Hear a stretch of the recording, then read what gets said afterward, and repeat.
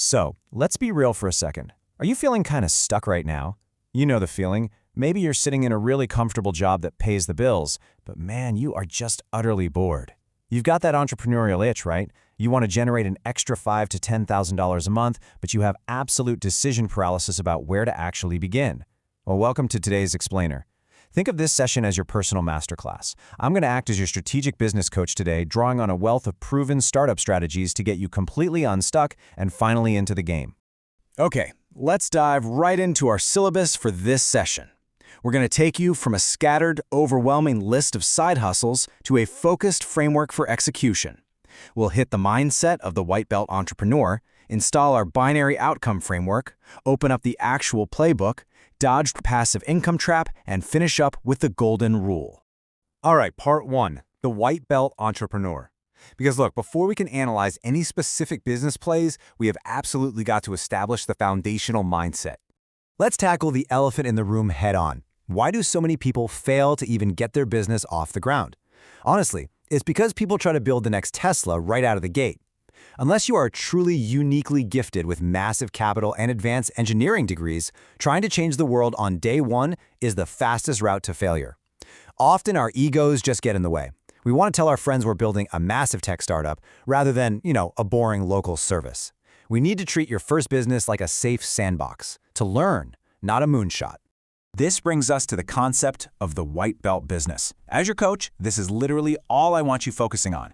It's a low-capital, incredibly simple starter business. You use it just to get your reps in. You use it to master the absolute basics of generating demand, operations, and finance. And hey, remember, everyone starts somewhere. Even Warren Buffett started with a white belt business. He bought arcade pinball machines and put them in local barbershops. He didn't need to invent pinball, he just needed to learn how to collect quarters and split profits with the shop owner. You just need to get in the game safely. Moving to part two, seek binary outcomes. Now that we know we're looking for a simple white belt sandbox, we need to install the filter you'll use to evaluate every opportunity moving forward. There's this quote from serial entrepreneur Chris that absolutely nails what a binary outcome actually means in the real world. You put X in, you get Y out. It's either a 0 or a 1. It works or it doesn't. You add clear, defined value, the customer pays you, and they leave a 5-star review because their exact problem is solved. Simple as that. To put that into perspective, let's compare two totally different paths. Tree trimming versus house cleaning. Tree trimming is intensely binary. You show up, you cut the tree down, you throw it in the truck, you get $1,500, and you get 5 stars. Boom, done. Compare that to a house cleaning business. That is incredibly complex. You're dealing with unreliable contractors and customers with wildly subjective preferences. One person is furious because they found a single hair on the floor. It's a recipe for constant friction and 1-star reviews. As your coach, I am steering you entirely toward those simple binary outcomes. All right, part three, the beginner business playbook. It is time to open the playbook and look at the specific, quirky, and surprisingly lucrative opportunities winning in the market right now. Evaluating our options, we've got 5 totally different ideas. Reselling liquidation, physical snail mail clubs, high-tech AI consulting, physical tote rentals, and even 3D wall printing. It is a wildly fascinating mix of low-tech and high-tech models. Yet, if you dig into the core economics, they all fit our binary outcome filter perfectly. They solve a clear problem, they have exceptionally low upfront risk, and they offer a straightforward path to getting paid without getting bogged down in messy logistics. Let's break a few of these down. Let's start with a crazy number, $60,000. That is the monthly recurring revenue hit by a business called The Tiny Post in just 7 months. And what is it? A snail mail club. A woman named Hannah writes a heartfelt letter about her life, adds some stickers, puts it in a pink envelope, and mails it. 6,000 women paid $10 a month for this. She operates on incredible 70% gross margins and grew this entirely through organic TikTok videos with 0 ad spend. We're all so sick of junk mail and endless emails that receiving a real physical surprise letter has become a massive binary business. It just proves you do not need complex software to build recurring revenue. Next up is the wall printer business. Imagine a laser printer, but mounted on rollers, printing massive murals directly onto the walls of corporate offices and restaurants. Instead of a business paying an artist $3,000 and waiting a month, you simply roll this machine in. The upfront machine cost is between $4,000 and $16,000, which you can typically finance, but the economics? Staggering. It costs about $8 in ink to print a 5 by 8 foot wall mural, and you sell that service for $800. That is literally a 99% gross margin. You don't even need a warehouse. The whole operation fits in your closet. Then there's tote rentals. Have you ever moved and spent days begging grocery stores for flimsy cardboard boxes? Businesses like Totes on Loan solve this pain point perfectly. You rent out eco-friendly hard plastic moving boxes. You drop them off, the customer packs, and you pick them up after the move.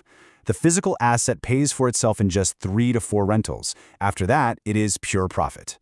You're essentially buying an asset once and renting it out endlessly. That is the ultimate white belt side hustle, because it only takes a few hours a week to manage. Now, this exact same binary logic applies perfectly to the massive B2B opportunity of AI consulting. Every business right now is AI curious, AI hungry, and totally AI clueless. If you can provide a hyper-specific solution, you win. Take a busy local barbershop, for instance. You could charge them $2,500 upfront, plus $250 a month for an AI voice agent that syncs directly with their booking calendar. They make more money and never have to stop cutting hair to answer the phone again. Or you could build custom automated sales tools for local med spas. The secret is to find a niche, solve one specific operational pain point with AI, and copy-paste that exact solution to 1,000 local businesses. Okay, part 4, the passive income trap. I've got to play the bad cop for a second. As your coach, I have a duty to warn you about the shiny objects that will actively sabotage your progress. The internet is completely saturated with fake gurus selling high-ticket courses for turnkey Amazon FBA businesses or foolproof stock trading strategies. Run the other way. Even ideas that sound completely safe, like operating vending machines, are constantly presented as easy passive income. But let's use a little Socratic reasoning here. Is anything truly passive if the credit card reader randomly breaks, the coin mechanism jams, or the snacks spoil and you have to physically drive across town at midnight to fix it? No way. Don't be fooled by the illusion of effortless money. Focus instead on active, binary businesses where your input directly guarantees the output. Which brings us to part 5, the golden rule, customers first. How do you actually execute these plays without going broke? Let's boil business down to 2 essential things: finding customers and fulfilling customers. Fulfilling the service is actually the easy part.